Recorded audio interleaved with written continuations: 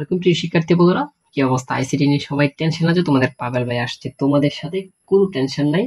একদম সহজলি ভাবে আমরা প্রথম অধ্যায় থেকে শুরু করছি। আর এই প্রথম অধ্যায় থেকে কি কি অ্যানালাইজ করব, প্রথম অধ্যায় থেকে কোন কোন এমসিকিউ থাকতে পারে, কোন কয়টা সৃজনশীল থাকবে, আজকে আমরা সবকিছু আলোচনা করব। তো প্রিয় শিক্ষার্থী বন্ধুরা, আমরা কথা না বেরি মূল আলোচনায় আসি। এটা হচ্ছে প্রথম অধ্যায় থেকে কয়টা এমসিকিউ থাকবে এবং কয়টা সৃজনশীল থাকবে এবং কোনগুলো তুমি পড়বা, আমি এ টু জেড বলে দেবো আজকের এই ভিডিওর মাধ্যমে। তার আগে তোমাদেরকে আমি বলে রাখি, তোমরা খাতা কলম নিয়ে বসো, একটা নোট খাতা করবা।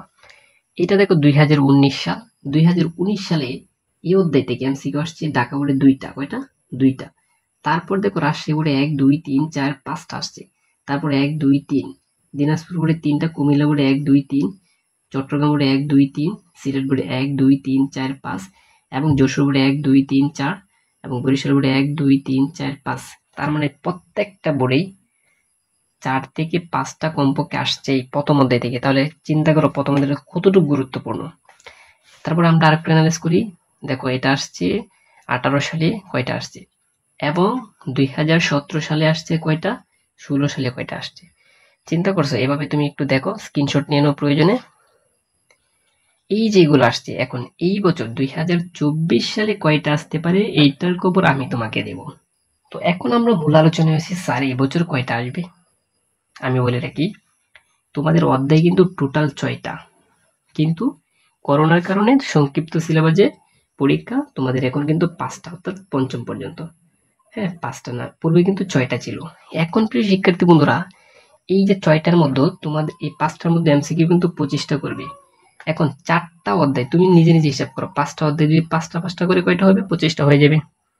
তার মানে প্রিয় শিক্ষার্থী বন্ধুরা, বলে রাখো কোনটা থেকে বেশি করতে পারবে। এই অধ্যায় থেকে কমপক্ষে 4টা এমসিকিউ থাকবে, আমি তোমাকে গ্যারেন্টি দিয়ে দিলাম। প্রথম অধ্যায় থেকে কয়টা থাকবে? 4টা এমসিকিউ থাকবে, 4টা। তার মানে বিশাল বড় কিন্তু। তো এখন তো আমরা এমসিকিউ এর কথা বুঝে ফেললাম যে কয়টা আসবে মাত্র এই প্রথম অধ্যায় থেকে 4টা। সৃজনশীল দেখি, সৃজনশীল একটা আসছে, একটা আসছে, একটা একটা একটা একটা, তার মানে সৃজনশীল একটা একটা আসছে, বেশি আসে নাই। এখন আমরা এটাও কনফার্ম হয়ে গেলাম, এখান থেকে একটি সৃজনশীল থাকবে।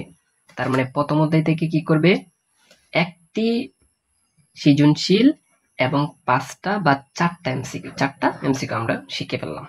অর্থাৎ তোমাকে এখন প্রথম অধ্যায় দিকে এত জোর দিতে হবে যাতে করে 4টা এমসিকিউ 4টাই হয়। কারণ কি জানো, বাকি অধ্যায়গুলো কিন্তু খুব কঠিন, অঙ্ক করে বের করতে হবে, সি প্রোগ্রাম করে বের করতে হবে, এসটিএমএল করে বের করতে হবে। আসলে তোমাকে এই অধ্যায় দ্বারা অনেক জোর দিতে হবে। প্রিয় শিক্ষার্থী বন্ধুরা, এখন আমরা সৃজনশীল এবং এমসিকিউ এর কিছু সাজেশন নিয়ে কথা বলবো, যে সাজেশন থেকে শতভাগ কমন পড়তে পারে তুমি যদি কভার করতে পারো। প্রিয় শিক্ষার্থী বন্ধুরা, এখন আমি যে সাজেশন গুলো দেবো, এই সাজেশন গুলো একদম ভালো করে কভার করে ফেলবা, ঠিক আছে? 1 নম্বর সাজেশন হচ্ছে ভার্চুয়াল রিয়েলিটি কি। এটা প্রত্যেকটা বোর্ডের জন্য খুবই ইম্পর্টেন্ট, আমি বলে রাখি। ভার্চুয়াল রিয়েলিটি কি, আর এই ভার্চুয়াল রিয়েলিটি সম্পর্কে আমি সংক্ষিপ্তভাবে অনেক লেকচার দিয়েছি আমাদের পেইড কোর্সে, এবং আমি ফ্রি কোর্সে অনেক দিয়েছি, ঠিক আছে? ভার্চুয়াল রিয়েলিটি সম্পর্কে বিস্তারিত জানার জন্য আমাদের পেইড কোর্সে ভর্তি হতে পারো। তো আমি তোমাদেরকে ফ্রি কোর্সেও দিয়ে দিয়েছি, এটাও দেখতে পারো ইচ্ছা করলে। ভার্চুয়ালিটি শব্দের অর্থ কি? কৃত্রিম বুদ্ধিমত্তা। কৃত্রিম বুদ্ধিমত্তা। এইচএমডি কি? Head mounted display. এটা কোথায় ব্যবহৃত হয়? মাথায় কিন্তু। তার মানে ভার্চুয়ালিটি খুব ভালো করে পারবা, এটা 100% ইম্পর্টেন্ট, ঠিক আছে? ভার্চুয়ালিটি খুব ভালো করে পারবা। তারপর প্রিয় শিক্ষার্থী বন্ধুরা, যেটা হচ্ছে জেনেটিক ইঞ্জিনিয়ারিং।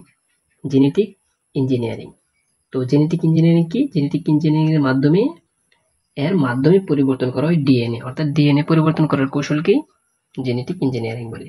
তারপরে যেটা পড়বা, ক্রায়ো সার্জারি সম্পর্কে পড়বা, ক্রায়ো সার্জারি। তারপরে হচ্ছে ন্যানো টেকনোলজি, বায়ো ইনফরমেটিক্স, ঠিক আছে? এই যে ভার্চুয়াল যে ত্রিমাত্রিক বা সিমুলেশন ব্যবহৃত, এটাও পড়ে নেবা। এই ভার্চুয়াল রিয়েলিটি সম্পর্কে পড়বা, এটা 100% তোমাদেরকে সকল বোর্ডের জন্য আমি গ্যারেন্টি দিচ্ছি, ঠিক আছে? আমি ভিডিওটা শেষ করে দেব। তার আগে তোমাদেরকে আমি একটা সৃজনশীল দেব, এই সৃজনশীলটা খুব ভালো করে পড়বা, প্রয়োজনে স্ক্রিনশট দিয়ে রাখো। এই সৃজনশীলটা আমি সুন্দরভাবে বুঝিয়ে দিয়েছি, কেমনে কেমনে কি তোমাদেরকে সৃজনশীল দেখতে হয় এটাও বুঝিয়ে দিয়েছি, ঠিক আছে? এই যে ভার্চুয়াল রিয়েলিটির কি, আর্টিফিশিয়াল ইন্টেলিজেন্স ব্যাখ্যা করো। তারপর 6 নংটা ভালো করে পড়বা, একটা সৃজনশীল দিলাম, এটা ভালো করে পড়বে তোমরা।